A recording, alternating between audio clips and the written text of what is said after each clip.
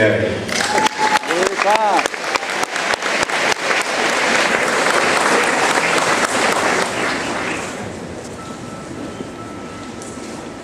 Good afternoon. Congratulations, class of 2011. Today, I'd like to share some things that I've learned over the past few years that have guided me through high school and will continue to guide me for the rest of my life. These aren't things I've learned in the classroom, but while hiking, of all things. It was 2 summers ago. I was one of 7 people in an Adirondacks hiking group climbing the high peaks of upstate New York. I was 5 days into a 150-mile backcountry trek with 6 strangers. It was nighttime, it was pouring rain, my feet were blistered so badly I could barely walk.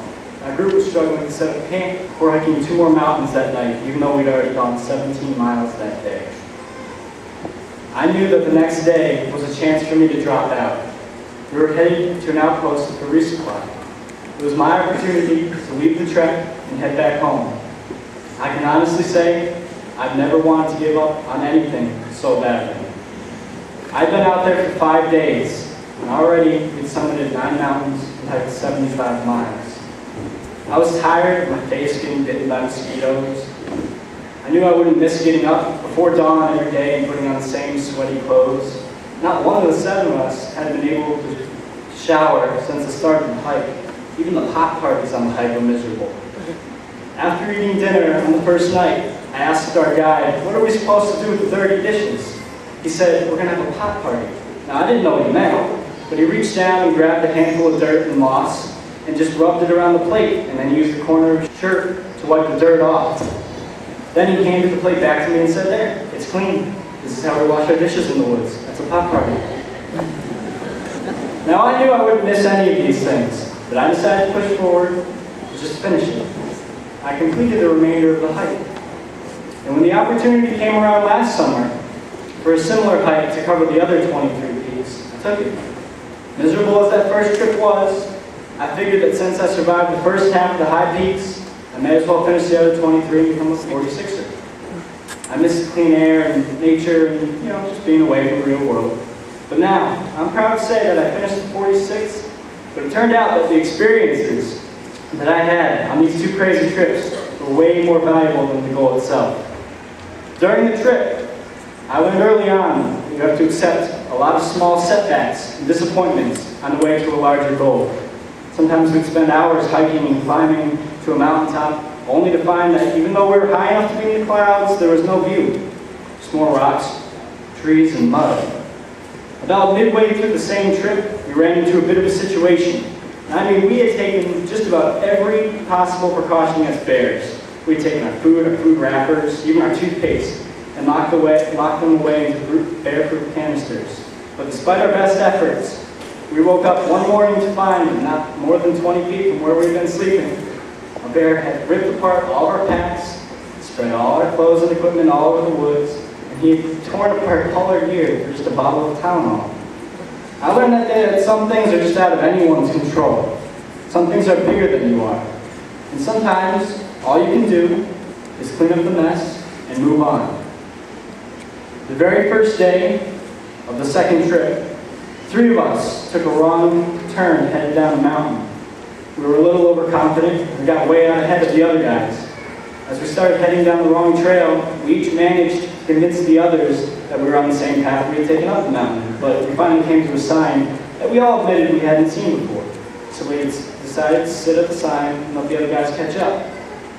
But after waiting for about an hour, we still hadn't seen a single person, and we started to get nervous.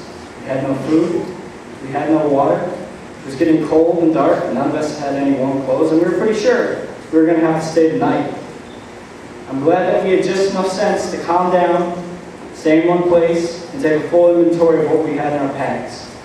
Turned out one of us had a fire starter, one had a water pump, and we all had knives.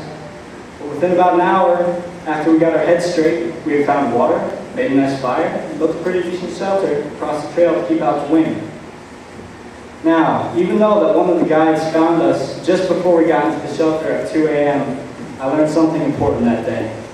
In a stressful or even terrifying situation, instead of running in circles, the best thing to do is stay calm, look at what you have, and come up with a plan.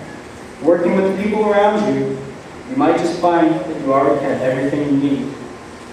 Now, even with all I learned on the trail, it took me several months to realize that the experiences of these trips were worth more in the end than the final accomplishment. I'm still amazed at what I would have missed if I'd given up and gone home on that first trip. It's been so easy, and so easy never to know what I would have missed. I learned that the most fulfilling things, the adventures, misadventures, and the experiences, happen when you pick a goal, put your head down, and go for it. In closing, I would like to thank a few people who made Summers High School a special place for me.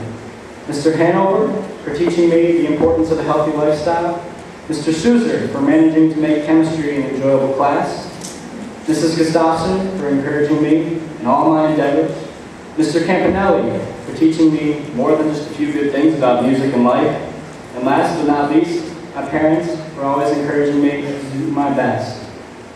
I'd also like to give a couple brief shout-outs to French Five, the band, Mark Irwin, and Eric Cheeks. And to the class of 2011, I wish you the best of goals and great experiences along the way. Thank you.